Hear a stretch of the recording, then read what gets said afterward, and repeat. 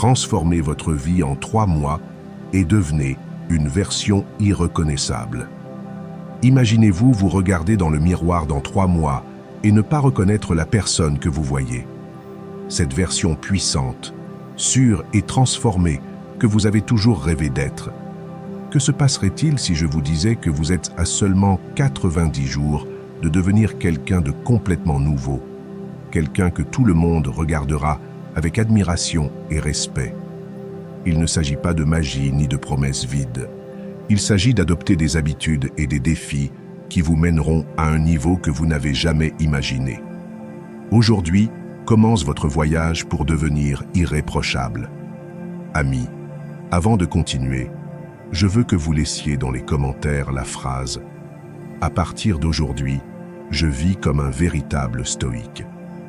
En l'écrivant, vous montrerez que vous êtes engagé sur ce chemin de transformation et de renforcement personnel. Grâce à cet acte simple, vous ferez le premier pas vers une nouvelle version de vous-même. Commençons ensemble ce voyage. Numéro 1. Votre zone de confort est votre cercueil. La zone de confort est un endroit que nous connaissons tous bien.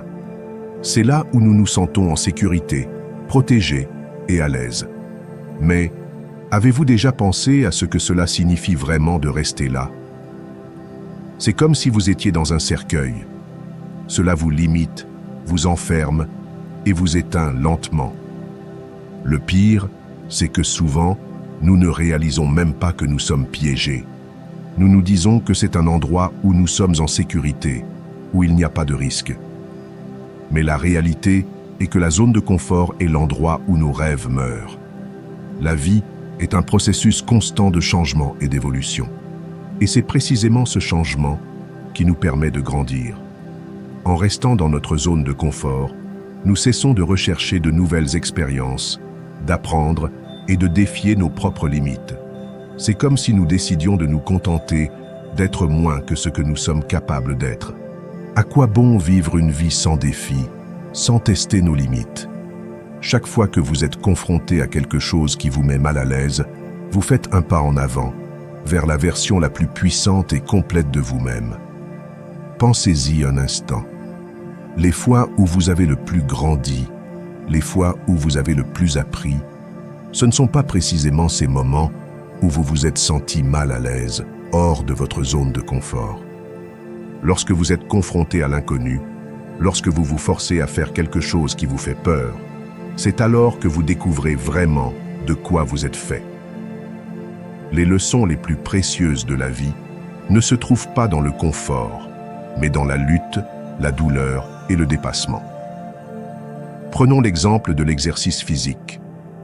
Au début, soulever des poids est inconfortable, voire douloureux. Mais c'est précisément cette douleur qui fait que vos muscles grandissent, se renforcent et deviennent plus résistants. Si vous soulevez toujours le même poids, vos muscles cessent de se développer, s'habituent et vous cessez de progresser. Il en va de même pour votre esprit, vos compétences, vos relations et chaque aspect de votre vie. La croissance ne se produit que lorsque vous osez défier vos limites et sortir de ce qui vous est familier. Alors, comment pouvez-vous sortir de votre zone de confort? Commencez par de petites actions. Vous n'avez pas à faire un changement radical du jour au lendemain. Commencez par faire des choses qui vous mettent un peu mal à l'aise chaque jour.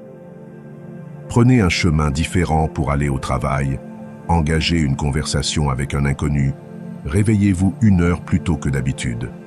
Ces petites étapes vous entraîneront à gérer l'inconfort et vous réaliserez bientôt que vous êtes capable de bien plus que vous ne le pensiez. Il est facile de rester là où nous sommes, de nous contenter de ce que nous avons et de vivre une vie sans surprise. Mais la réalité est que chaque jour que vous passez dans votre zone de confort est un jour que vous gaspillez. Chaque jour où vous choisissez le confort plutôt que la croissance est un jour où vous vous éloignez de devenir la personne que vous êtes destiné à être. La vie est trop courte pour être vécue à moitié. La grandeur ne se trouve pas sur le chemin facile, mais sur le sentier que peu osent emprunter. Le stoïcisme nous enseigne que l'inconfort fait partie du processus de croissance, que la douleur et la souffrance ne sont pas des ennemis, mais des maîtres qui nous montrent de quoi nous sommes faits. Ils nous invitent à regarder à l'intérieur de nous-mêmes et à trouver la force que nous ignorions avoir. Donc, la prochaine fois que vous ressentirez la tentation de rester dans votre zone de confort, rappelez-vous que c'est précisément à ce moment-là que vous avez le plus besoin de bouger. Parce qu'à chaque fois que vous choisissez le confort plutôt que l'amélioration, vous vous privez de l'opportunité de découvrir votre véritable potentiel. Numéro 2. Transformez les plaintes et la paresse en plan d'action. La vie est pleine de plaintes. Nous nous plaignons de notre travail, de notre situation financière, de nos relations, de notre santé. Et la liste continue encore et encore. Mais à quoi bon se plaindre? Chaque fois que vous vous plaignez, vous vous concentrez sur le problème au lieu de chercher une solution. Le stoïcisme nous enseigne qu'il est inutile de gaspiller de l'énergie sur ce que nous ne pouvons pas changer. Mais que se passe-t-il lorsque nous avons le pouvoir de le changer? C'est là que l'action entre en jeu, et c'est là que réside la véritable transformation. Imaginez que chaque plainte que vous avez est une porte qui vous mène à l'opportunité de vous améliorer. Chaque fois que vous dites « Je suis fatigué de ce travail, je n'aime pas mon corps » ou « Je n'ai pas le temps pour quoi que ce soit », vous êtes en réalité confronté à un signe que quelque chose dans votre vie a besoin de changer. Mais au lieu de laisser ces plaintes s'accumuler et devenir un poids que vous portez sur vos épaules, vous devez les transformer en un plan d'action. La clé est de transformer ces plaintes en questions. Au lieu de dire « je n'ai pas le temps pour quoi que ce soit », demandez-vous « comment puis-je mieux organiser mon temps pour faire ce qui compte vraiment ?» Il est essentiel de documenter ces plaintes. Ne les laissez pas flotter dans votre esprit, car c'est là qu'elles deviennent gigantesques, des monstres qui vous empêchent d'avancer. Écrivez-les.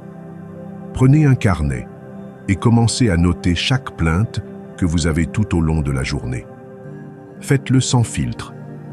Vous verrez que beaucoup d'entre elles sont répétitives et en les observant de l'extérieur, vous commencerez à remarquer des motifs. Ces motifs vous révéleront des domaines de votre vie où vous êtes bloqué, et ces domaines deviennent des opportunités pour la croissance et l'action. Maintenant que vous avez identifié vos plaintes, il est temps de les transformer en objectifs actionnables. Le problème avec la procrastination et la paresse, c'est que nous ne savons pas par où commencer. Nous nous sentons accablés par l'ampleur des changements que nous voulons apporter et nous finissons paralysés. C'est là que fixer des objectifs clairs et des délais réalistes devient votre arme la plus puissante. Divisez ces objectifs en petites étapes. Ne pensez pas à courir un marathon si vous n'avez même pas commencé à marcher. Concentrez-vous sur ce que vous pouvez faire aujourd'hui, à cet instant précis. Si votre plainte est que vous n'avez pas le temps de faire de l'exercice, engagez-vous à faire 10 minutes d'activité physique aujourd'hui. Pas demain, pas la semaine prochaine, mais maintenant. Le stoïcisme nous enseigne que l'action est ce qui définit nos vies. Nous ne sommes pas ce que nous pensons, nous sommes ce que nous faisons. Donc, chaque fois que vous vous surprenez à vous plaindre de quelque chose, demandez-vous que puis-je faire à ce sujet maintenant. Transformez la plainte en un plan, et ce plan en une habitude quotidienne. Parce que le véritable changement ne se produit pas du jour au lendemain, mais à travers de petites actions cohérentes qui s'accumulent avec le temps. Il est très facile de tomber dans le piège de la paresse. Nous nous disons que nous le ferons demain, que ce n'est pas le moment, que nous sommes trop fatigués. Mais la réalité est que demain n'existe pas. Le seul moment que vous avez est le présent, et chaque fois que vous retardez l'action, vous perdez l'opportunité de vous rapprocher de la vie que vous voulez vraiment. Alors, arrêtez d'attendre le moment parfait et commencez à agir maintenant. Parce que peu importe la petitesse du pas que vous faites, l'important est de le faire. La prochaine fois que tu te trouves en train de te plaindre, fais une pause et respire. Reconnais que tu as le pouvoir de changer cette situation. Tu n'es pas une victime des circonstances, tu es le créateur de ta réalité. Choisis de transformer cette plainte en un objectif, en un but clair, et engage-toi à faire le premier pas peu importe sa taille, car c'est dans l'action que se trouve le véritable pouvoir. C'est la racine de la misère. Les attentes sont des pièges que nous nous imposons. Lorsque nous créons des attentes sur la façon dont les choses devraient être, sur la façon dont les autres devraient se comporter, ou même sur la façon dont notre propre chemin devrait être, nous ouvrons la porte à la déception et à la souffrance. Le problème est que lorsque nos attentes ne sont pas satisfaites, nous nous sentons frustrés, trahis, et dans le pire des cas, misérables. C'est comme si nous nous concentrions sur ce que nous croyons devoir se produire, au lieu d'accepter et d'apprécier ce qui est réellement. Combien de fois dans la vie as-tu attendu quelque chose de quelqu'un et cette personne n'a pas répondu à tes attentes? Peut-être que tu attendais un geste de remerciement, un mot gentil, ou simplement qu'il soit à la hauteur de ce que tu pensais qu'il devait être. Mais de qui est vraiment la faute? Ce n'est pas de l'autre personne, mais de toi, d'avoir déposé sur eux la responsabilité de répondre à une image que tu as créée dans ton esprit. À ce moment-là, tu leur as remis le pouvoir de ton bonheur. Le stoïcisme nous enseigne que la racine de la misère réside précisément dans ces attentes que nous plaçons sur les autres et sur le monde qui nous entoure. Maintenant, que se passe-t-il lorsque nous dirigeons ces attentes vers nous-mêmes? Nous nous imposons des normes inaccessibles, des objectifs qui, bien qu'ils ne soient pas impossibles, sont pleins de pression et d'exigence. Nous nous disons que nous devons être parfaits, que nous ne pouvons pas échouer, que nous devons toujours être à la hauteur. Et quand nous n'atteignons pas ce que nous nous sommes fixés, nous nous sentons échoués, comme si nous n'étions pas assez bons. Mais qui a dit que la vie consiste à suivre un scénario que nous avons écrit dans notre esprit? La vie est imparfaite, et c'est là que réside sa beauté.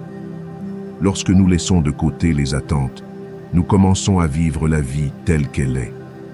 Nous nous libérons du besoin constant que les choses soient d'une certaine manière et commençons à apprécier ce qui est devant nous. Les déceptions diminuent, car il n'y a plus d'idées préconçues qui les alimentent. Nous commençons à voir les choses avec clarté et à accepter que la réalité est changeante, que les gens sont imparfaits et que nous le sommes aussi. C'est à ce moment d'acceptation que nous trouvons la véritable paix. Je me souviens d'une fois où j'attendais une promotion au travail. J'avais travaillé dur, je m'étais efforcé au-delà de ce que je croyais possible et j'étais sûr que j'allais l'obtenir. Mais cela ne s'est pas produit. Au lieu de célébrer mes réalisations, je me suis senti déçu et amer, comme si tous mes efforts avaient été vains. C'est alors que j'ai réalisé que ma souffrance ne provenait pas de ne pas obtenir la promotion, mais de l'attente que j'avais créée à son sujet.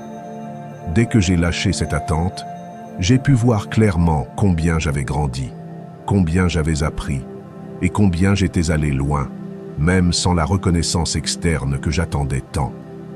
Le voyage est ce qui compte, pas la destination.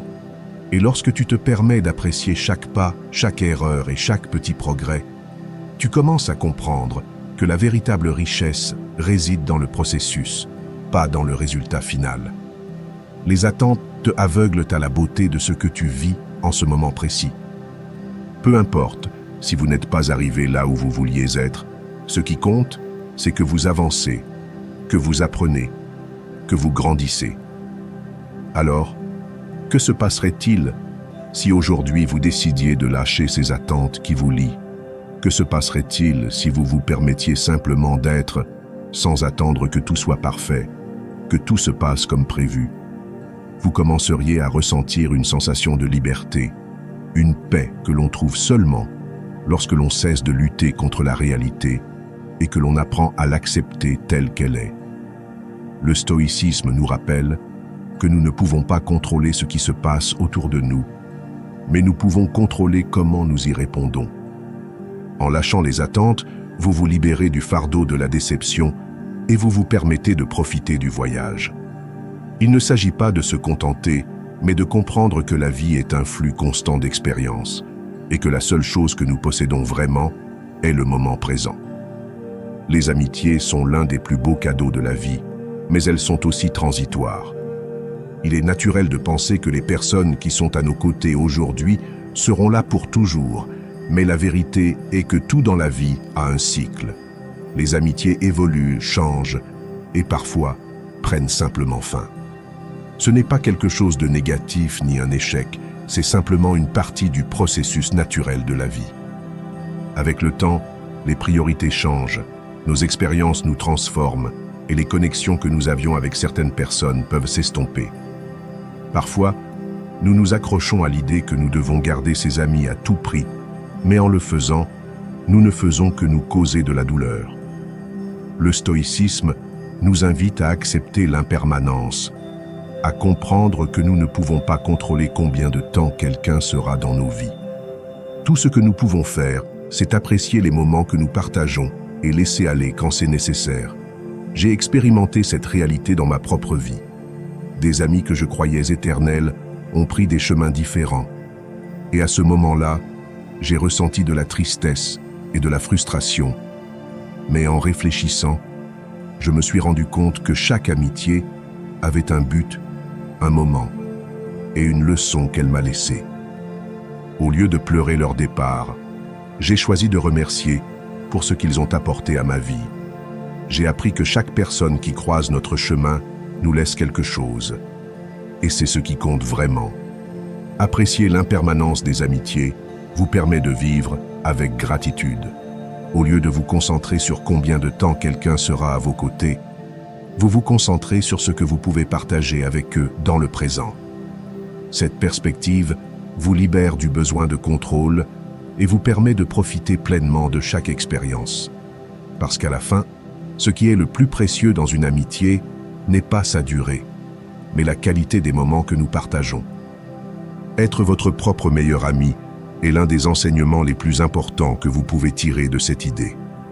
Souvent, nous cherchons chez les autres la validation, le soutien et l'amour que nous devrions nous donner à nous-mêmes.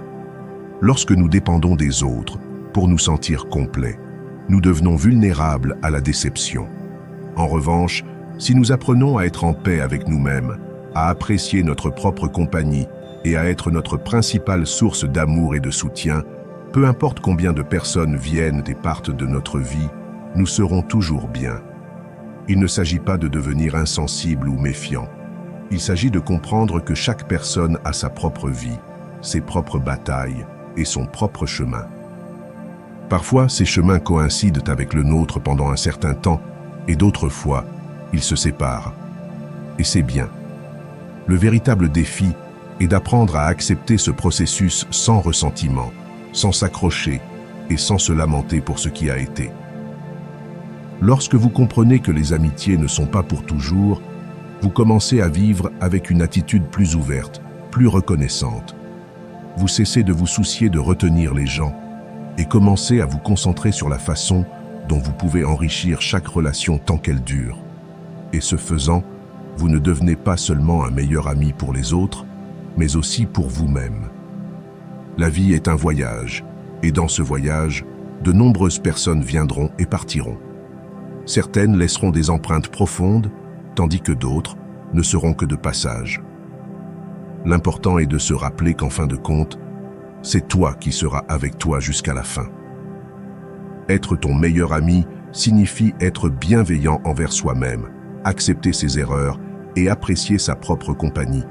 Car, au final, la relation la plus durable que tu auras est avec toi-même, et c'est la seule qui doit vraiment être pour toujours. Numéro 5. Développer la capacité de se détacher. Le détachement est l'une des leçons les plus difficiles, mais les plus libératrices que nous puissions apprendre dans la vie. Nous sommes constamment accrochés à des choses, des personnes, des émotions et des habitudes qui, bien qu'elles ne nous apportent rien de positif, semblent nous définir. Nous croyons que nous avons besoin de tout cela pour être heureux, pour nous sentir complets. Mais la vérité est que souvent ce que nous avons le plus de mal à lâcher est ce qui nous empêche le plus d'avancer. Se détacher ne signifie pas être indifférent ou ne rien nous soucier, c'est plutôt nous libérer de ce qui ne contribue pas à notre croissance personnelle. C'est reconnaître que s'accrocher aux choses ou aux personnes ne change rien, ne les rend pas plus nôtres, ni n'assure qu'elles seront là pour toujours. Le stoïcisme nous enseigne que la véritable force réside dans notre capacité à accepter la réalité telle qu'elle est, sans nous accrocher à ce que nous ne pouvons pas contrôler. Lorsque nous nous accrochons à des émotions négatives, comme la colère, le ressentiment ou la tristesse, nous devenons des prisonniers de notre propre souffrance. Nous nous accrochons à ces sentiments parce que nous croyons qu'ils font partie de nous, mais la réalité est qu'ils ne nous définissent pas. Les laisser partir est un acte de courage, c'est nous dire que nous méritons la paix et que nous ne sommes pas prêts à porter un poids qui ne nous appartient pas. Il en va de même pour les habitudes qui ne nous apportent rien. Nous restons coincés dans des comportements que nous savons mauvais pour nous parce qu'ils nous semblent confortables. Mais ce confort est précisément ce qui nous maintient stagnants. Lorsque nous développons la capacité de nous détacher de ces habitudes négatives, nous ouvrons de l'espace pour construire d'autres qui nous renforcent vraiment et nous poussent à être meilleurs. C'est à ce moment-là que nous commençons à vivre un véritable changement, une croissance qui naît de l'intérieur. Développer la capacité de se détacher signifie aussi comprendre que les choses matérielles ne déterminent pas notre valeur ni notre bonheur. Nous passons une grande partie de notre vie à poursuivre des objets, de l'argent et de la reconnaissance, croyant qu'une fois que nous les aurons, nous serons enfin heureux. Mais le problème est que ce bonheur est temporaire et que nous voudrons toujours plus. Le détachement nous invite à trouver la satisfaction dans ce que nous avons déjà, dans ce que nous sommes, sans dépendre de facteurs externes pour nous sentir complets. Ce n'est pas un processus facile, et parfois il peut être douloureux de lâcher ce que nous avons porté pendant si longtemps. Mais c'est précisément dans cet acte de laisser aller que nous découvrons notre véritable force. Nous apprenons que nous n'avons besoin de rien ni de personne pour être suffisants, que notre paix et notre bonheur ne dépendent pas de circonstances externes, mais de la façon dont nous choisissons d'affronter la vie. En lâchant prise, en nous libérant de ce qui ne nous sert pas, nous créons de l'espace pour ce qui compte vraiment. Le détachement nous aide également à développer la résilience. Lorsque nous ne sommes pas attachés à un résultat spécifique, lorsque nous ne conditionnons pas notre bonheur à ce que les choses se passent d'une certaine manière, nous devenons plus adaptables, plus forts. Nous apprenons à faire face à l'adversité avec calme, à accepter ce qui vient et à avancer sans nous laisser vaincre par la peur ou l'incertitude. L'autodiscipline est un autre aspect qui se renforce à travers le détachement. En nous libérant du besoin constant de chercher l'approbation des autres, de satisfaire des désirs superficiels et de nous accrocher à ce qui ne nous bénéficie pas, nous devenons plus concentrés et plus capables de prendre des décisions qui nous propulsent réellement en avant. La vie devient plus légère, plus claire, et le chemin qui semblait auparavant confus se révèle avec plus de clarté. Se détacher ne signifie pas renoncer à tout, ni vivre dans l'isolement. Il s'agit d'être conscient de ce qui compte vraiment et de cesser de dépenser de l'énergie sur ce qui ne l'est pas. C'est un acte d'amour-propre, un engagement envers notre propre bonheur et bien-être. C'est comprendre que la véritable liberté ne consiste pas à tout avoir, mais à ne rien nécessiter pour nous sentir complets.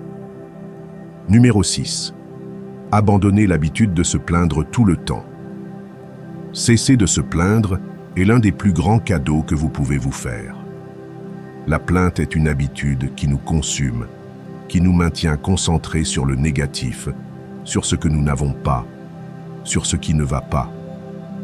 C'est comme un nuage sombre qui s'installe sur nos vies, nous faisant toujours voir le pire de chaque situation.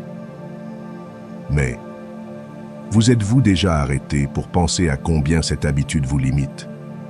Combien de temps et d'énergie perdez-vous à vous concentrer sur ce qui ne va pas, au lieu de ce que vous pouvez changer? Imaginez à quoi ressemblerait votre vie si pendant 6 mois, vous vous engagiez à ne pas vous plaindre, pas une seule plainte. Rien de « je n'ai pas assez d'argent, mon travail est terrible, personne ne me comprend ». Au lieu de cela, chaque fois que vous ressentez la tentation de vous plaindre, cherchez quelque chose de positif, quelque chose pour lequel être reconnaissant. Au début, cela peut sembler difficile, presque impossible, mais avec le temps, vous réaliserez que votre esprit commence à se concentrer sur les solutions plutôt que sur les problèmes, sur les opportunités, plutôt que sur les limitations. Le stoïcisme nous enseigne que nous ne pouvons pas contrôler ce qui se passe autour de nous, mais nous pouvons contrôler comment nous y répondons. Se plaindre, c'est céder ce contrôle. C'est permettre aux circonstances de dicter notre humeur, notre bonheur et notre bien-être. Mais quand vous décidez de cesser de vous plaindre, vous vous empouvoirisez, vous prenez les rênes de votre vie et vous dites au monde que, peu importe ce qui se passe, vous choisissez comment réagir. L'impact de ce changement de perspective est profond. Lorsque vous vous concentrez sur le positif, lorsque vous cessez d'alimenter la plainte, vous commencez à voir la vie différemment. Les défis ne sont plus des obstacles, mais des opportunités de grandir et d'apprendre. Les difficultés deviennent des leçons précieuses, et les petites choses qui passaient auparavant inaperçues deviennent soudainement des raisons de gratitude. Vous changez votre énergie, et ce faisant, vous changez la réalité qui vous entoure. L'esprit est incroyablement puissant, et ce que vous pensez et dites a un impact direct sur la façon dont vous vous sentez et sur la façon dont vous affrontez la vie. Si vous passez la journée à vous plaindre, votre cerveau s'habitue à cette négativité et commence à chercher plus de raisons de se plaindre. C'est un cercle vicieux qui vous maintient piégé, mais lorsque vous vous défiez de cesser de vous plaindre, de vous concentrer sur ce qui va bien, sur ce que vous pouvez améliorer, vous commencez à briser ce cycle. J'ai vu comment cesser de se plaindre peut transformer des vies.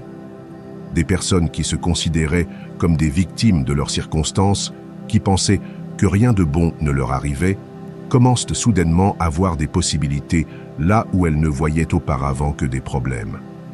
Ce n'est pas que la vie devienne parfaite, c'est que vous changez la façon dont vous l'affrontez. Et c'est la véritable magie du stoïcisme, comprendre qu'il ne s'agit pas de ce qui se passe, mais de la façon dont vous choisissez de l'interpréter. Au cours de ces 6 mois, je vous encourage à tenir un journal de gratitude. Chaque jour, écrivez 3 choses pour lesquelles vous êtes reconnaissant. Au début, cela peut être difficile de les trouver, surtout si vous êtes habitué à vous concentrer sur le négatif. Mais avec le temps, tu te rendras compte qu'il y a beaucoup plus de choses pour lesquelles être reconnaissant que tu ne le pensais. Ce simple acte de gratitude t'aidera à garder ton esprit concentré sur le positif, à rompre l'habitude de te plaindre et à créer une nouvelle façon de penser. La vie est trop courte pour la gaspiller en plainte. Chaque jour que tu passes à te plaindre est un jour que tu perds pour grandir, pour apprendre, pour profiter de tout ce que tu as. Alors, à partir d'aujourd'hui, fais un engagement envers toi-même. Arrête de te plaindre. Concentre-toi sur ce que tu peux contrôler, sur ce que tu peux améliorer et sur tout le bon qui t'entoure. Parce que lorsque tu choisis de voir le côté positif, lorsque tu cesses d'alimenter la plainte, tu découvres que la vie est beaucoup plus riche, plus pleine et plus belle que tu ne l'avais jamais imaginé. Numéro 7. La gratitude comme pilier central. La gratitude est l'un des piliers les plus puissants pour transformer notre vie. Lorsque nous apprenons à être reconnaissants, nous changeons notre façon de voir le monde et par conséquent, notre manière de vivre. Il ne s'agit pas seulement de remercier pour les grandes réalisations ou pour les moments de bonheur évidents. Il s'agit de trouver cette étincelle de gratitude même dans les petits détails que nous négligeons souvent. Parce que c'est dans ces petites choses que réside vraiment la magie de la vie. Chaque jour est rempli d'opportunités pour ressentir de la gratitude. Le simple fait de se réveiller le matin, de sentir le soleil sur sa peau, d'avoir de l'eau chaude pour se doucher ou de profiter d'un repas, ce sont des bénédictions que nous tenons souvent pour acquises.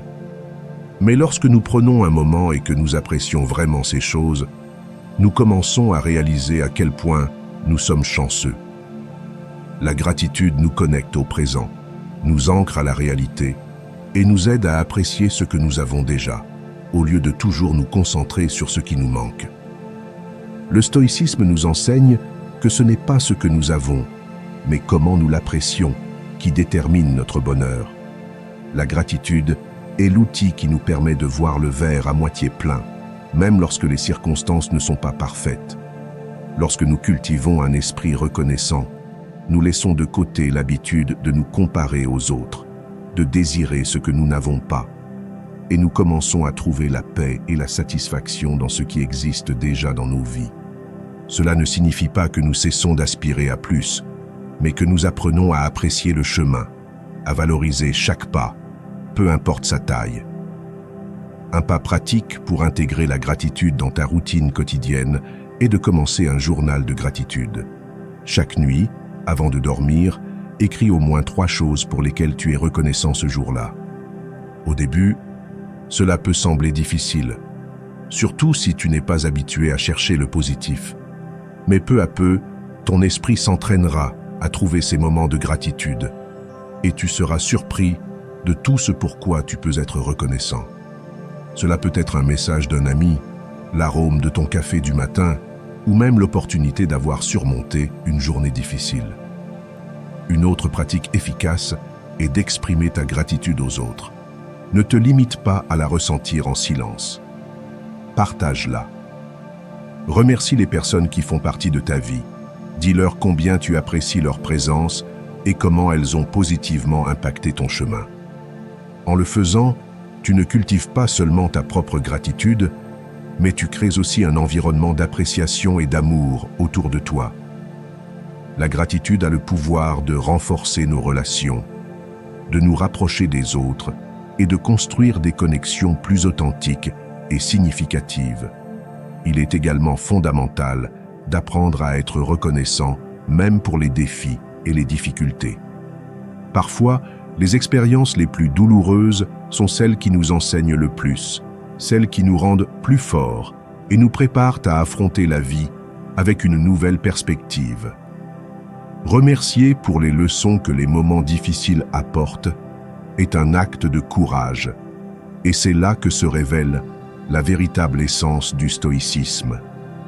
Car au final, la vie ne consiste pas à éviter les problèmes, mais à trouver le courage et la sagesse pour les affronter avec gratitude. La gratitude transforme notre réalité car elle change notre perspective. Elle nous enseigne que peu importe à quel point les circonstances sont difficiles, il y a toujours quelque chose pour lequel nous pouvons être reconnaissants. En cultivant cette habitude, nous mettons de côté la plainte, le victimisme et adoptons une attitude de responsabilité et d'appréciation pour la vie. Et cela, à son tour, nous permet de vivre d'une manière plus pleine, plus consciente et plus connectée avec nous-mêmes et avec le monde qui nous entoure. Donc, à partir d'aujourd'hui, je t'invite à faire de la gratitude un pilier central de ta vie. Commence à chercher le bon, à célébrer les petites victoires et à reconnaître les bénédictions que tu as déjà. Car lorsque tu pratiques la gratitude, tu découvres que la vie, avec toutes ses imperfections, est un cadeau extraordinaire qui mérite d'être apprécié à chaque instant. Numéro 8. Le sacrifice est essentiel. Le sacrifice est une partie inévitable du chemin vers tout ce qui en vaut vraiment la peine.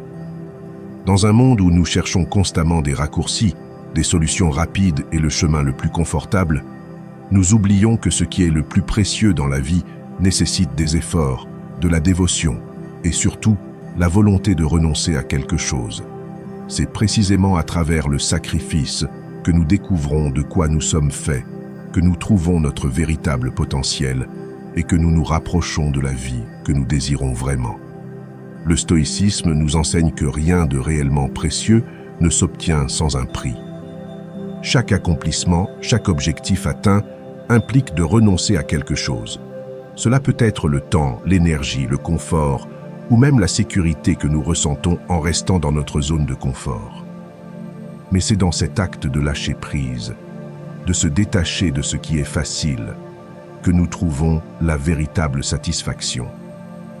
C'est dans le sacrifice que se forgent les bases d'une vie authentique et pleine de sens.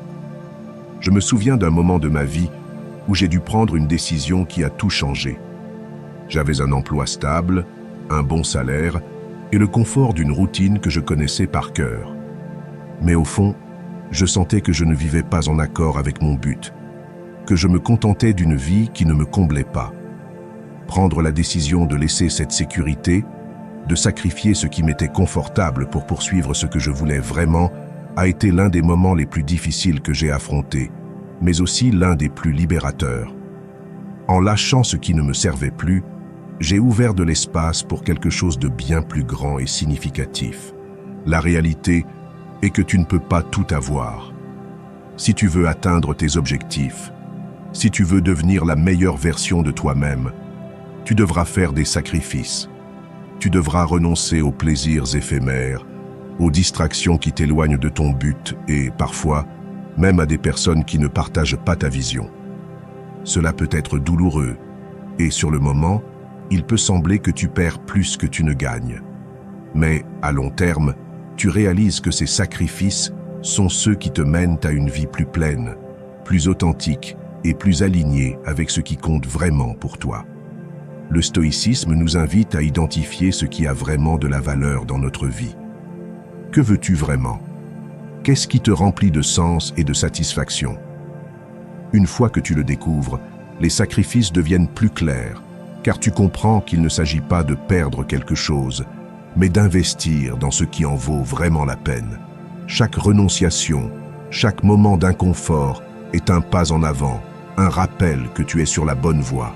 La vérité est que souvent, nous nous accrochons à ce qui nous est familier parce que nous avons peur du changement, du sacrifice. Nous nous disons que nous ne pouvons pas laisser certaines choses derrière nous, que nous ne pouvons pas nous passer de certaines habitudes ou commodités. Mais que se passerait-il si tu réalisais que ce que tu sacrifies en restant dans ta zone de confort est bien plus précieux que ce que tu pourrais gagner en sortant? À la fin de la journée, le sacrifice est le prix que nous payons pour la grandeur. C'est la décision consciente de laisser aller ce qui ne nous sert pas, pour faire de la place à ce qui compte vraiment. Et quand tu te permets de faire ces sacrifices, quand tu oses affronter la douleur, l'inconfort et l'incertitude, tu découvres que tu es capable de bien plus que tu ne l'as jamais imaginé. Le sacrifice n'est pas une punition, c'est un acte d'amour-propre. C'est la démonstration la plus claire que tu es prêt à faire ce qu'il faut pour atteindre tes rêves, pour vivre une vie qui a du sens et un but. Alors identifie ce que tu veux vraiment et demande-toi ensuite qu'est-ce que tu es prêt à sacrifier pour y arriver. Parce qu'à la fin, le sacrifice est ce qui transforme nos aspirations en réalité et nous permet de vivre avec intégrité et authenticité. Numéro 9. Arrête de poursuivre l'amour. Arrêter de poursuivre l'amour est l'un des plus grands actes d'amour-propre que tu puisses réaliser. Dans la vie, nous nous retrouvons souvent à chercher désespérément quelqu'un qui nous complète, qui nous fait sentir précieux, comme si l'amour d'une autre personne était la réponse à toutes nos insécurités et à nos vides. Mais la vérité est que l'amour n'est pas quelque chose que l'on poursuit, mais quelque chose que l'on attire lorsque tu vis dans l'authenticité, lorsque tu te concentres sur le fait d'être la meilleure version de toi-même et de cultiver ton propre bonheur. Le problème de poursuivre l'amour est que, dans ce processus, nous cessons souvent d'être nous-mêmes. Nous devenons ce que nous pensons que les autres veulent que nous soyons. Nous nous adaptons, nous nous modelons et nous perdons notre essence. Mais le véritable amour, l'amour qui en vaut vraiment la peine, ne peut te trouver que lorsque tu es authentique, lorsque tu te montres tel que tu es avec toutes tes vertus et défauts, car c'est dans cette authenticité que réside la beauté d'une connexion réelle. Je me souviens d'un moment de ma vie où je pensais que si je n'avais personne à mes côtés, alors quelque chose n'allait pas chez moi. Je sortais, je cherchais, j'essayais de m'intégrer, et la seule chose que j'arrivais à faire était de me sentir plus seul, plus perdu. C'est au moment où j'ai décidé d'arrêter de poursuivre l'amour et de commencer à me concentrer sur moi-même, sur mes rêves, sur mes passions, que tout a changé. J'ai commencé à apprécier ma propre compagnie, à trouver de la satisfaction dans mes réalisations et à découvrir que je n'avais besoin de personne d'autre pour me sentir complet. Le stoïcisme nous enseigne que nous ne pouvons pas contrôler ce que les autres pensent, ressentent ou font. L'amour n'est pas quelque chose que l'on force, que l'on négocie ou que l'on manipule. C'est un cadeau qui arrive quand tu t'y attends le moins, quand tu es concentré sur le fait de vivre ta vie de la manière la plus authentique possible. Au lieu de dépenser ton énergie à poursuivre quelque chose d'externe, investis ce temps à te connaître, à grandir, à développer tes talents et à vivre avec un but. Quand tu cesses de poursuivre l'amour, tu réalises que la vie a beaucoup plus à t'offrir. Tu commences à remarquer les petites choses, à apprécier les moments de solitude, à construire une vie qui te rend heureux par toi-même. Et c'est précisément dans cet état de plénitude, dans cet espace où tu n'as plus besoin de personne pour te sentir bien, que le véritable amour a la chance de te trouver. Parce que l'amour le plus authentique surgit lorsque deux personnes qui sont déjà complètes décident de partager leur vie, non pas parce qu'elles en ont besoin, mais parce qu'elles le désirent. Cesser de poursuivre l'amour ne signifie pas que tu dois te fermer ou devenir insensible. Au contraire, cela signifie que tu es ouvert à le recevoir, mais que tu n'en dépends pas pour être heureux. C'est un changement de perspective, une décision consciente de ne pas mettre ta valeur entre les mains d'une autre personne. Quand tu te permets d'être heureux avec toi-même, quand tu trouves de la joie dans ta propre croissance, l'amour qui arrive est beaucoup plus pur, beaucoup plus réel. L'amour n'est pas le but, c'est le résultat de vivre de manière authentique et d'être fidèle à qui tu es. En cessant de le poursuivre, tu te donnes l'opportunité de construire une vie pleine de sens, une vie qui attire les bonnes personnes, celles qui te valorisent vraiment pour ce que tu es. Parce qu'à la fin, l'amour qui en vaut la peine n'est pas celui que tu cherches, mais celui que tu trouves quand tu es occupé à t'aimer toi-même. Patav 2. La plupart du temps, la majorité a tort. La plupart du temps, la majorité a tort. Nous vivons dans un monde où nous suivons les tendances, où nous nous sentons à l'aise d'être partie de la foule, parce que nous croyons qu'il y a de la sécurité dans les nombres. Mais si nous prenons le temps de réfléchir à combien de fois l'histoire a prouvé que la majorité avait tort, nous réalisons que simplement suivre ce que tout le monde fait n'est pas une garantie de vérité ni de justesse. 11e.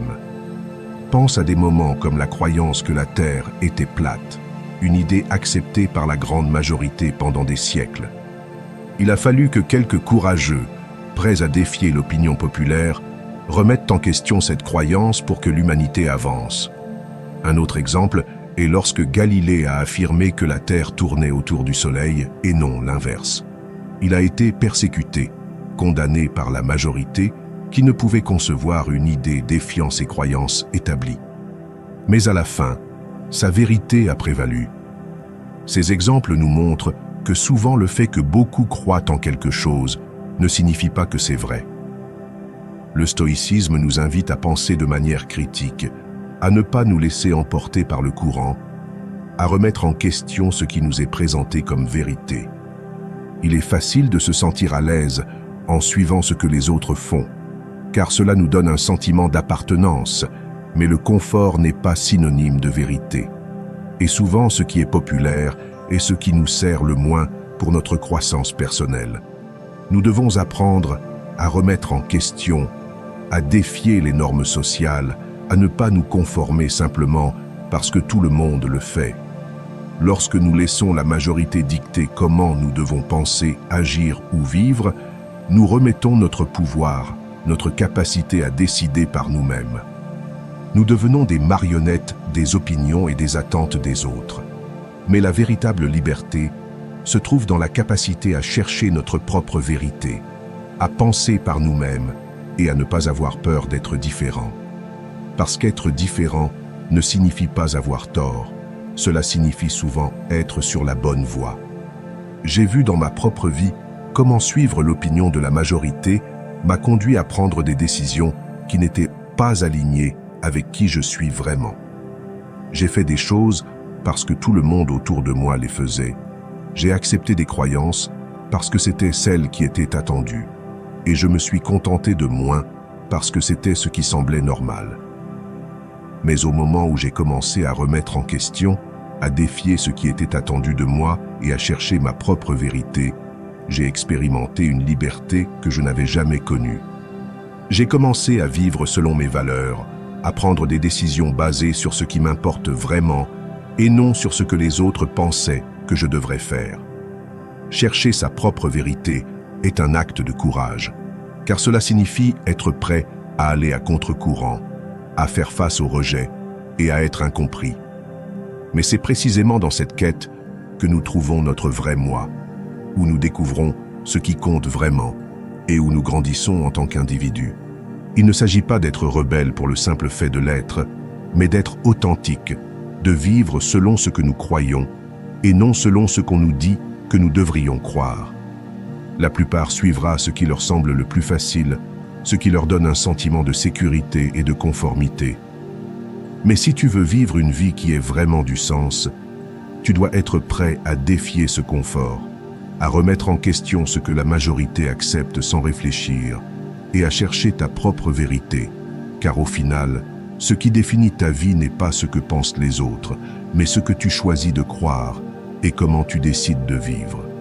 L'histoire nous a montré maintes fois que la majorité peut avoir tort, alors n'aie pas peur d'être cette voix qui questionne, qui cherche, qui défie, car c'est dans cet acte de penser par soi-même que tu trouveras la vérité qui te rendra libre et la vie que tu veux vraiment vivre. 11. La patience est pouvoir. La patience est l'une des vertus les plus puissantes que nous puissions développer dans un monde qui va à toute vitesse.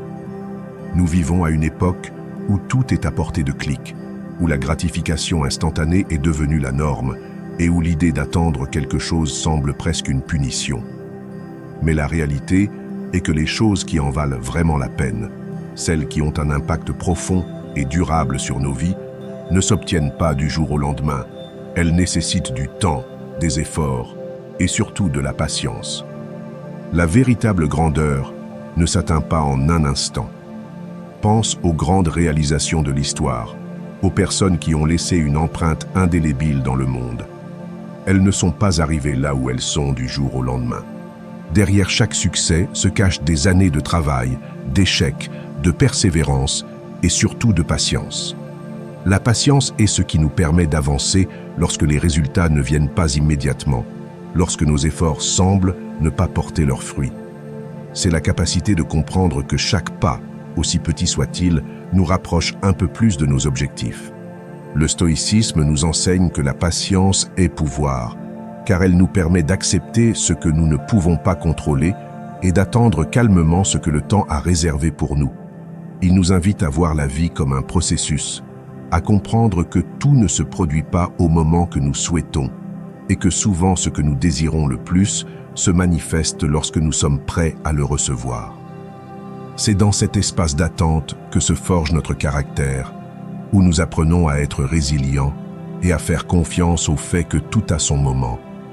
Pour cultiver la patience dans notre vie quotidienne, il est essentiel d'apprendre à être conscient de nos pensées et de nos émotions. Chaque fois que tu ressens le besoin d'obtenir quelque chose immédiatement, arrête-toi et demande-toi « Pourquoi suis-je si pressé? Que suis-je vraiment en train de chercher ?» En prenant un moment pour réfléchir, tu te rendras compte que souvent l'urgence n'est qu'un reflet de notre anxiété, de notre désir d'éviter l'inconfort d'attendre. Mais lorsque tu te permets de ressentir cet inconfort et de l'accepter, tu découvres qu'il n'est pas si terrible que tu le pensais. Une autre façon pratique de développer la patience est d'apprendre à apprécier le processus. Au lieu de t'obséder sur le résultat final, concentre-toi sur chaque étape du chemin, sur chaque petit progrès que tu fais. Célèbre tes avancées, aussi minimes soient-elles, et reconnais que chaque jour où tu persévères est un jour de plus près de tes objectifs. La patience ne signifie pas résignation, mais avoir la force de continuer malgré les difficultés, sachant que ce que vous construisez en vaut la peine. Dans la vie quotidienne, il y a de nombreuses occasions de pratiquer la patience. Lorsque vous êtes coincé dans le trafic, au lieu de vous frustrer, profitez de ce moment pour réfléchir, écouter un podcast ou apprécier votre propre compagnie. Lorsque vous faites face à un défi au travail ou dans vos relations, rappelez-vous que les solutions n'arrivent pas toujours immédiatement et que chaque obstacle est une opportunité de grandir. La patience est comme un muscle. Plus vous la pratiquez, plus elle devient forte. Le problème de la gratification instantanée est qu'elle nous fait croire que tout doit se passer rapidement, que si nous n'obtenons pas ce que nous voulons tout de suite, quelque chose ne va pas. Mais le stoïcisme nous rappelle que le temps est un allié, pas un ennemi. Chaque jour que vous attendez avec patience, chaque moment que vous consacrez à perfectionner votre compétence, votre connaissance ou votre caractère, est un investissement dans votre avenir. Car ce qui est construit avec patience est construit pour durer. La patience est une force, car elle nous permet de rester concentrés, calmes et fermes, même lorsque le monde autour de nous va à toute vitesse. C'est la qualité qui nous distingue, qui nous donne la force de résister aux tempêtes et d'avancer lorsque d'autres abandonnent. Alors, dans un monde qui vous dit que tout doit être rapide, choisissez d'être patient. Car au final, les fruits que vous récoltez avec patience sont les plus doux, les plus significatifs et ceux qui en valent vraiment la peine. 12e détachement, matériel et émotionnel. Le détachement est l'un des outils les plus puissants que nous pouvons cultiver pour atteindre la véritable liberté et résilience. Nous vivons dans un monde qui nous dit constamment que nous avons besoin de plus de choses, de plus de reconnaissance, de plus de sécurité. Mais la réalité est que plus nous nous accrochons au matériel ou aux émotions que nous croyons indispensables, plus nous devenons esclaves de celles-ci. Nous nous définissons par ce que nous possédons, par ce que nous ressentons, et nous oublions que notre véritable essence ne dépend de rien de tout cela. Le détachement matériel nous invite à regarder autour de nous et à remettre en question combien de ce que nous avons vraiment besoin. Nous nous accrochons à des objets qui, avec le temps, perdent leur signification, qui deviennent des fardeaux que nous devons porter. Mais que se passerait-il si vous décidiez, pour les 90 prochains jours, de vous débarrasser de quelque chose que vous croyez indispensable? Cela peut être ce vêtement que vous ne portez jamais, mais que vous refusez de donner. Ces objets accumulés qui ne prennent que de la place, ou même l'habitude d'acheter quelque chose chaque fois que vous ressentez un vide intérieur. En lâchant le matériel, vous réalisez que vous n'avez pas besoin de tant que vous le pensiez. Et dans cet acte de lâcher prise, vous trouvez une légèreté et une paix qui ne peuvent pas être achetées. Le détachement émotionnel, en revanche, est un défi encore plus grand. Nous nous accrochons à des émotions qui nous font sentir en sécurité, même si elles nous blessent. Nous nous accrochons au ressentiment, à la peur, à la fierté, car nous croyons qu'elles font partie de qui nous sommes. Mais ces émotions ne nous définissent pas, elles ne sont que passagères. On nous a appris à croire que nous devons nous accrocher à ce que nous ressentons pour être authentiques. Mais le stoïcisme nous montre que le véritable pouvoir réside dans la capacité d'observer nos émotions sans nous laisser consumer par elles. Au cours des 90 prochains jours, je vous encourage à identifier une émotion qui vous empêche d'avancer et à pratiquer le détachement. Peut-être est-ce l'habitude de vous sentir victime des circonstances, le ressentiment envers quelqu'un qui vous a blessé ou le besoin constant de validation externe. Laissez cette émotion exister, mais ne la transformez pas en le centre de votre vie. Observez-la, comprenez d'où elle vient, mais ensuite lâchez-la. En le faisant, vous réaliserez que le pouvoir n'est pas dans ce que nous ressentons, mais dans la façon dont nous choisissons de répondre à ces émotions. Le détachement est un acte de courage, un exercice d'autodiscipline qui nous enseigne à être résilients. Car lorsque nous cessons de dépendre du matériel et de l'émotionnel, nous découvrons que nous sommes beaucoup plus forts que nous ne le pensions. Nous réalisons que nous n'avons pas besoin de ces choses, de ces sentiments, pour être complets. Nous nous libérons du fardeau des attentes, du besoin de contrôle, et nous trouvons une sérénité qui ne peut être obtenue par l'accumulation. Le stoïcisme nous rappelle que tout est temporaire, que les choses et les émotions vont et viennent, et que s'accrocher à elles ne fait que nous éloigner de la véritable paix intérieure. En pratiquant le détachement, nous entraînons notre esprit à affronter la vie avec plus de force et de flexibilité. Nous nous préparons au changement aux pertes inévitables, et nous apprenons à profiter de ce que nous avons tant que c'est présent, sans sentir que nous devons le posséder pour toujours. Laisser aller n'est pas un acte de faiblesse, c'est un acte de pouvoir. Cela signifie que vous êtes prêt à faire face à l'inconfort, à défier l'idée que vous avez besoin de quelque chose d'externe pour être heureux. C'est une déclaration selon laquelle, peu importe ce que vous avez ou ce que vous ressentez, vous êtes suffisant tel que vous êtes. En lâchant ce que vous croyez être indispensable, vous vous permettez de découvrir ce qui compte vraiment. Alors prenez ces 90 prochains jours comme un défi personnel. Trouvez quelque chose, qu'il soit matériel ou émotionnel, que vous pouvez laisser aller. Observez comment vous vous sentez, comment votre perspective change et comment, à la fin de ce processus, vous vous sentez plus libre, plus fort et plus en paix avec vous-même. Car le véritable pouvoir ne réside pas dans ce que nous possédons, mais dans notre capacité à lâcher prise et à aller de l'avant. Nettoyez les pensées négatives. Les pensées négatives sont comme des taches sombres sur les murs de notre esprit.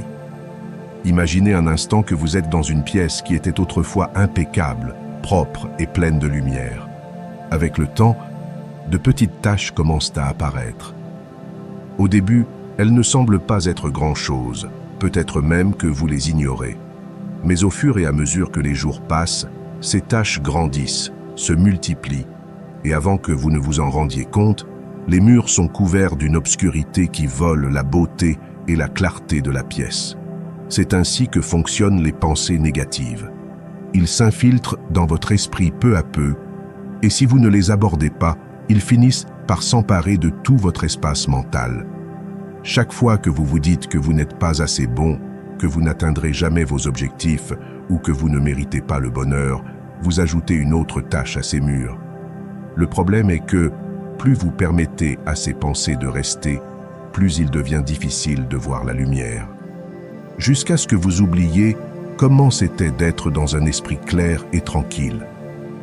La première étape pour nettoyer ces tâches est de reconnaître qu'elles sont là. Vous ne pouvez pas ignorer ce qui vous sabote. Vous ne pouvez pas simplement faire semblant que ces pensées n'existent pas. Le stoïcisme nous enseigne à observer nos pensées sans nous identifier à elles, à comprendre que nous ne sommes pas nos émotions ni nos pensées, mais les observateurs de celles-ci. Une fois que vous identifiez ces tâches mentales, vous pouvez commencer à les nettoyer. Il ne s'agit pas de les combattre avec force, mais de ne pas leur donner de pouvoir. Cessez de les alimenter. Chaque fois qu'une pensée négative apparaît, demandez-vous, est-ce vraiment vrai? Ai-je des preuves que c'est une réalité? Ou est-ce juste une interprétation que je fais de la situation? Souvent, nous réalisons que ces pensées ne sont que des distorsions, des créations de notre critique intérieure qui cherchent à nous affaiblir. En les défiant, en remettant en question leur validité, nous commençons à leur retirer le pouvoir qu'elles ont sur nous. Rompre le cycle de l'auto-sabotage signifie cesser d'être le pire ennemi de soi-même. Il y a un moment où nous devons décider si nous voulons continuer à peindre ces taches sur nos murs ou si nous sommes prêts à les nettoyer, à créer un espace où la lumière et la positivité peuvent briller à nouveau.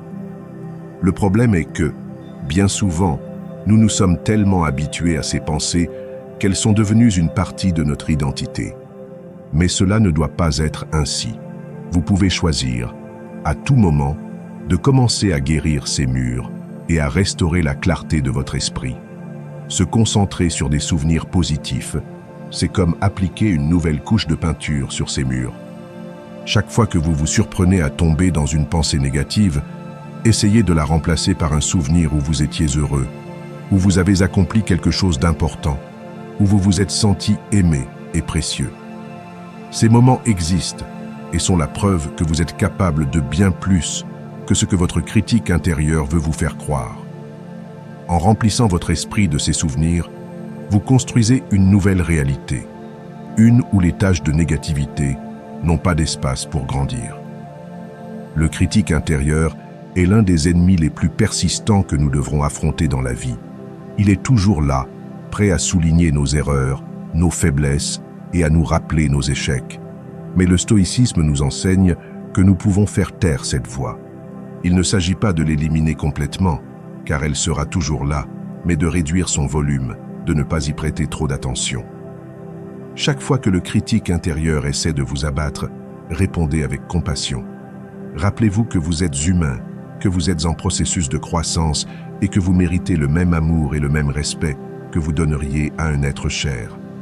Nettoyer les pensées négatives est un processus quotidien.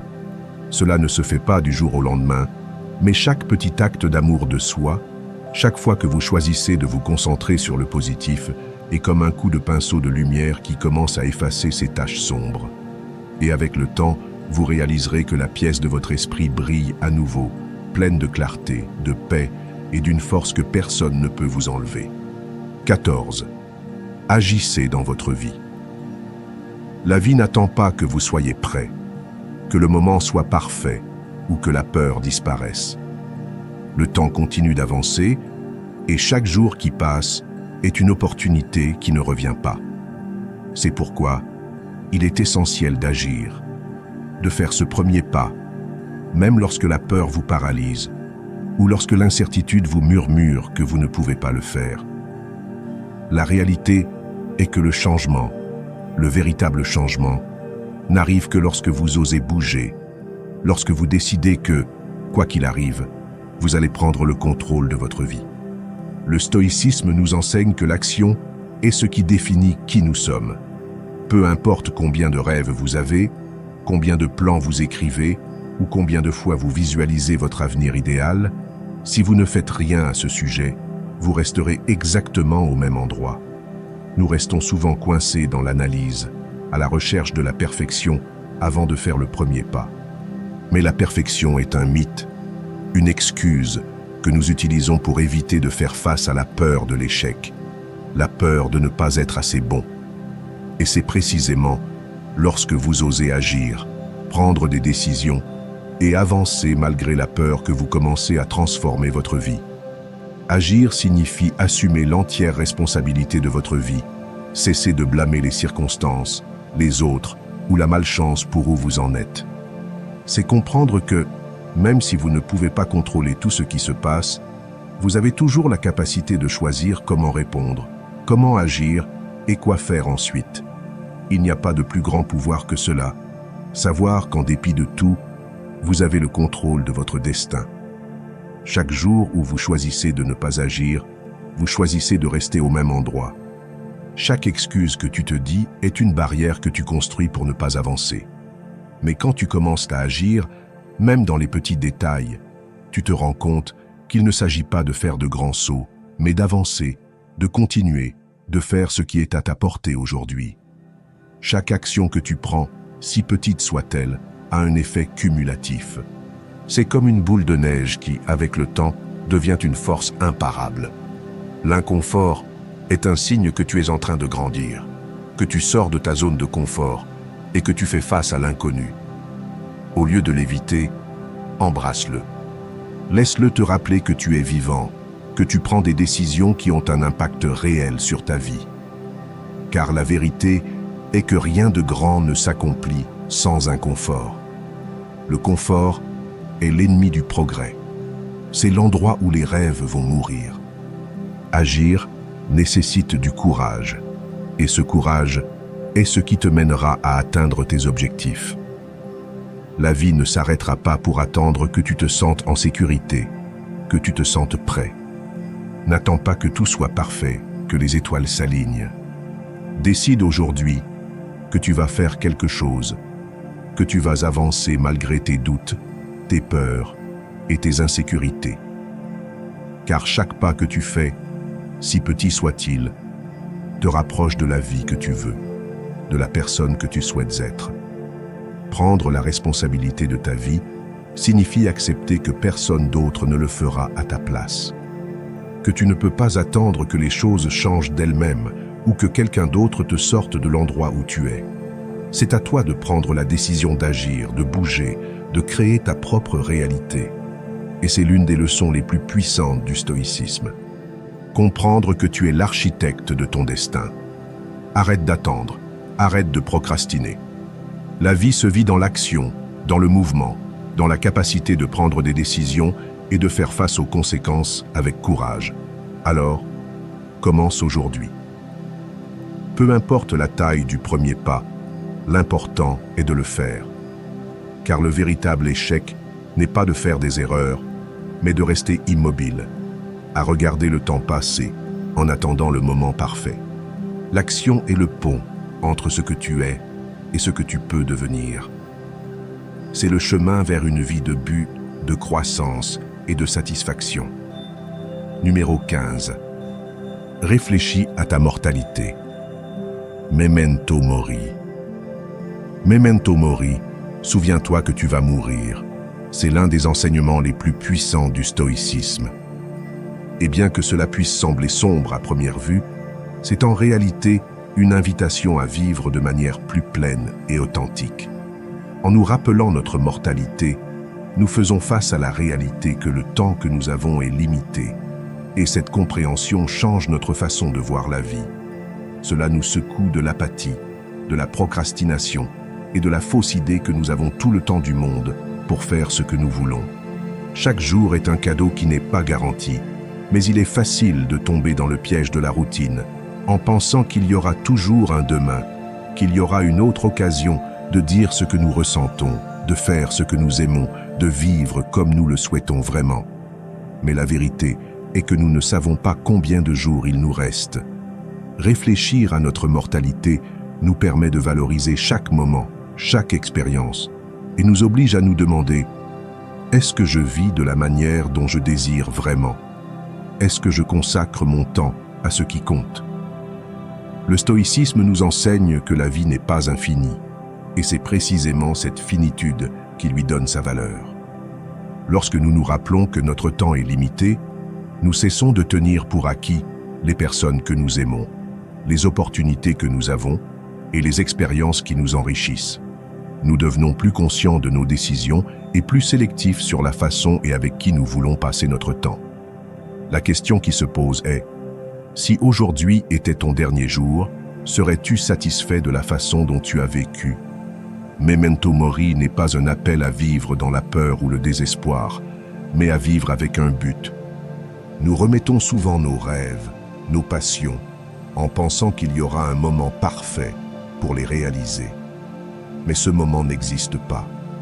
La vie se déroule en ce moment même, à cet instant, et en nous rappelant notre mortalité, nous gagnons le courage de poursuivre ce que nous voulons vraiment, de mettre de côté la peur de l'échec et de vivre d'une manière qui reflète notre véritable être. Lorsque vous réfléchissez à votre mortalité, vous réalisez que les problèmes qui vous préoccupaient tant ne sont pas si importants. Les opinions des autres, les petites contrariétés du quotidien et les préoccupations superficielles perdent leur pouvoir sur vous. À la place, vous vous concentrez sur ce qui compte vraiment, sur les connexions que vous avez, sur l'impact que vous laissez, sur les moments de joie et sur les expériences qui vous font sentir vivant. Ce rappel constant de notre fragilité nous enseigne également à être plus compatissants, tant envers les autres qu'envers nous-mêmes. Nous naviguons tous dans la vie sans garantie, et cela nous unit dans notre humanité. En nous rappelant que la vie est courte, il est plus facile de mettre de côté le ressentiment, l'orgueil et le besoin d'avoir toujours raison. Nous apprenons à valoriser le présent, à pardonner et à être reconnaissants pour chaque occasion que nous avons de partager un moment avec quelqu'un. L'exercice de Memento Mori peut être simple. Il peut être aussi simple que de prendre une minute chaque matin pour se rappeler que ce jour est unique et qu'il ne reviendra jamais. Ou avant de dormir, réfléchir à la façon dont vous avez vécu aujourd'hui, si cela a été en accord avec vos valeurs et vos rêves. Cette habitude vous aidera à garder une perspective claire, à ne pas laisser la vie vous échapper et à vous rappeler qu'à la fin, il ne s'agit pas de combien de jours nous vivons, mais de combien de vies nous mettons dans chaque jour. Alors arrêtez de remettre à plus tard, arrêtez d'attendre le moment parfait. Vivez avec la conscience que votre temps est limité et utilisez cette connaissance comme un catalyseur pour devenir la personne que vous voulez être, pour créer des souvenirs qui comptent vraiment et pour avoir un impact qui perdurera bien au-delà de votre dernier souffle. Car lorsque nous acceptons notre mortalité, c'est alors que nous commençons vraiment à vivre. Et avant de vous dire au revoir, je veux que vous réaffirmiez votre engagement en laissant dans les commentaires la phrase « À partir d'aujourd'hui, je vis comme un véritable stoïque ». Ce sera une déclaration que vous êtes prêt à relever ce défi et à vous transformer en la meilleure version de vous-même. Rappelez-vous, chaque jour est une nouvelle opportunité de grandir et de devenir plus fort. On se voit dans la prochaine vidéo.